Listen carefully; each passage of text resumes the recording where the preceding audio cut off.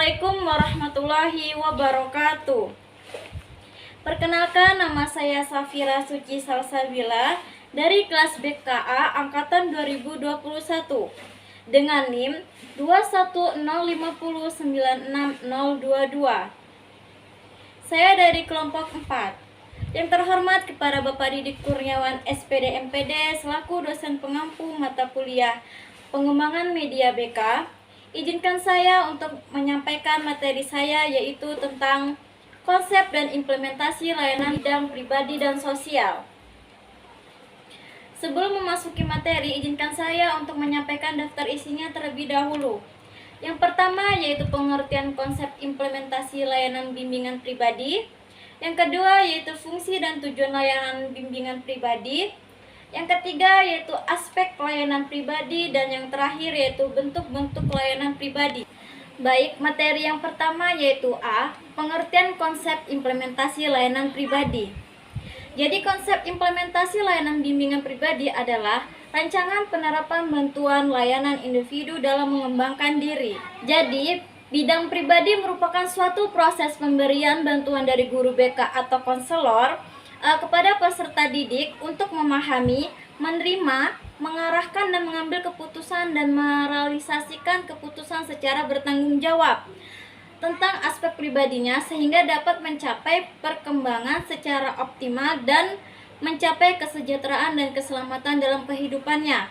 Aspek perkembangan peserta didik yang dapat dikembangkan meliputi memahami potensi diri dan memahami kelebihan dan untuk kelemahannya, baik kondisi fisik maupun psikis, mengembangkan potensi untuk mencapai kesuksesan dalam kehidupannya, menerima kelemahan kondisi dirinya dan mengatasi secara baik. Baik, materi yang kedua yaitu B, fungsi dan tujuan layanan pribadi. Jadi yang pertama yaitu fungsi, berubah menuju pertumbuhan. Jadi pada bimbingan pribadi sosial, konselor secara berkesinambungan memfasilitasi individu agar mampu menjadi agen perubahan bagi dirinya dan lingkungannya.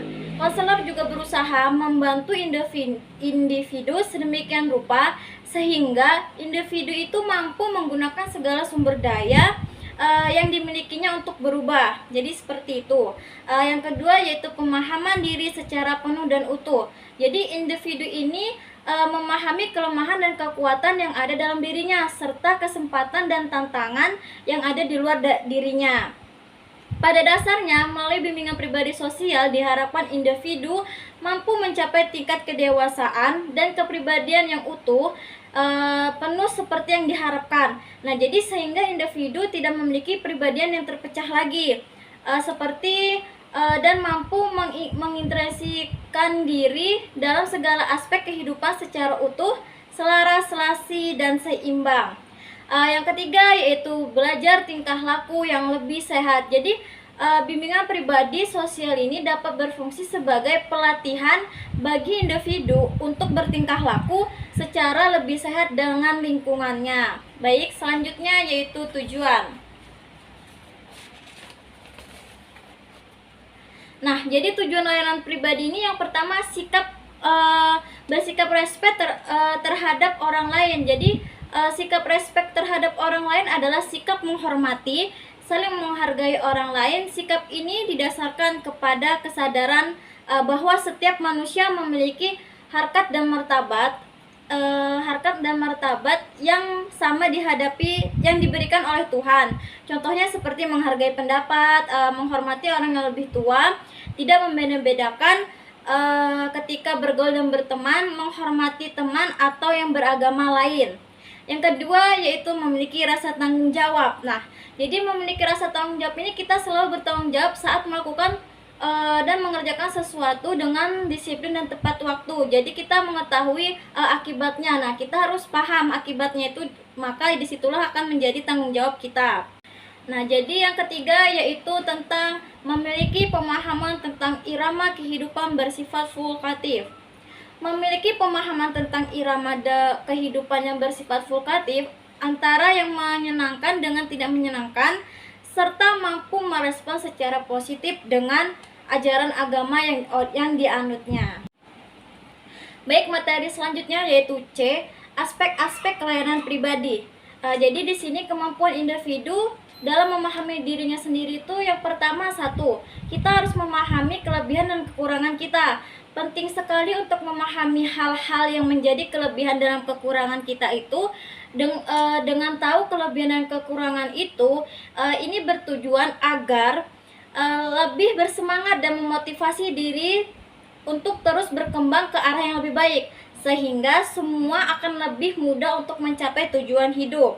Yang kedua yaitu bersikap jujur pada diri sendiri. Jadi saat kita jujur pada diri sendiri itu artinya menerima berbagai perspektif yang membentuk diri, baik itu dari segi kepribadian, identitas, maupun keberadaan kita. Cara ini setidaknya dapat membantu untuk mengetahui karakter dan pola pikir kita.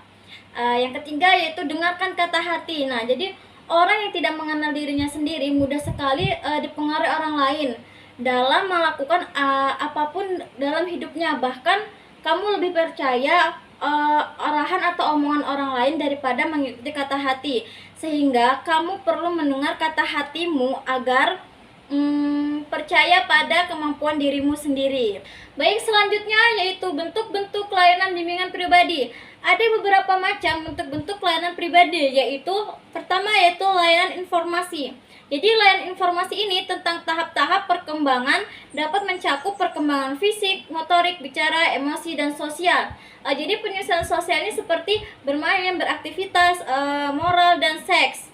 Yang kedua yaitu pengumpulan data. Jadi data yang dikumpulkan berkenan dengan layanan bimbingan pribadi dapat mencakup identitas seperti nama lengkap, nama panggilan, jenis kelamin, tempat tanggal lahir, agama, alamat, serta lain-lainnya.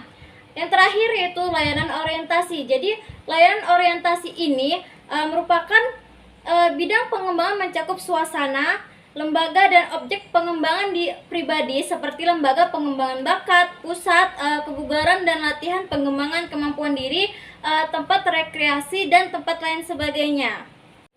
Baiklah, demikian pemaparan materi yang saya sampaikan. Kurang lebihnya saya mohon maaf dan saya akhiri. Wassalamualaikum warahmatullahi wabarakatuh.